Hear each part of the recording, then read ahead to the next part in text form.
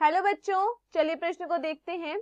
एकल कोशिका प्रोटीन को इससे प्राप्त किया जा सकता है। हमारे पास दिए हुए विकल्प हैं। विकल्प ए बैक्टीरिया, विकल्प बी एल्गी, विकल्प सी फंजाई, विकल्प डी उपरोक्त सभी। प्रश्न की मुख्य अवधारणा है। मुख्य अवधारणा, इस प्रश्न की मुख्य अवधारणा है एकल कोशिका प्रोटीन।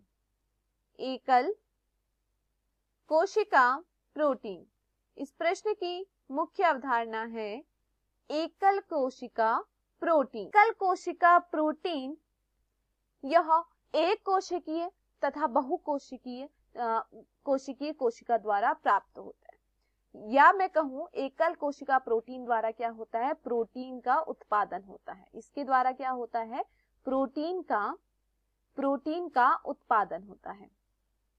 उत्पादन, अब देखिए प्रोटीन का उत्पादन किसके द्वारा होता है, एकल कोशिका प्रोटीन द्वारा। एकल कोशिका प्रोटीन हमें किससे प्राप्त होती है, जैसे कि शैवाल से हमें प्राप्त होती है। यह हमें प्राप्त होती है जीवाणु से हमें प्राप्त होती है। एकल कोशिका प्रोटीन तंतुमय कवक से प्राप्त होती है। तंतुमय कवक से हमें प्राप्त होती है, हमें फंजाई से प्राप्त होती है, ठीक है। और यह हमें यीस्ट से प्राप्त होती है। तो एकल कोशिका प्रोटीन जो होती है हमें शैवाल, जीवाणु, तंतुमय कवक, यीस्ट से प्राप्त होती है। यह क्या करती है, प्रोटीन के उत्पादन में मदद करती है। इसके द्वारा क्या होता है, प्रोटीन का उत्पादन होता है। आपको यहाँ पर ध्यान ये रखना है कि एकल कोशिका प्रोटीन एक कोशिकीय कोशिका से ही प्राप्त नहीं होती। जैसे तंतुमय कवक है, ये क्या है, बहुकोशिकीय है, लेकिन हमें एकल कोशिका प्रोटीन इनसे भी प्राप्त हो रही है।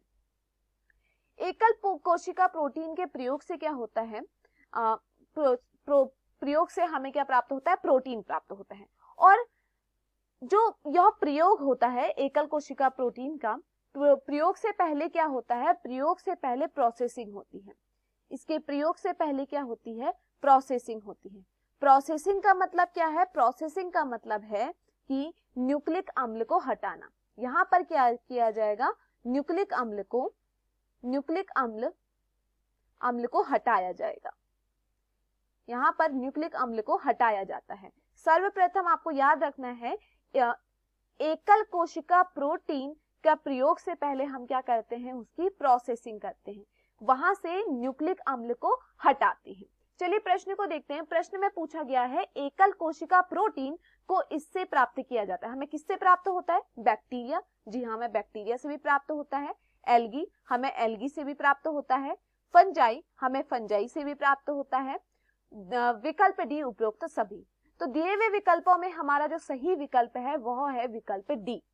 एकल कोशिका प्रोटीन जो होता है हमें एल्गी से भी प्राप्त होता है, फंजाई से भी प्राप्त होता है और बैक्टीरिया से भी प्राप्त होता है। तो दिए हुए विकल्पों में हमारा सही विकल्प है विकल्प डी। मैं आशा करती हूँ आपको यह समझ में आया होगा। धन्यवाद।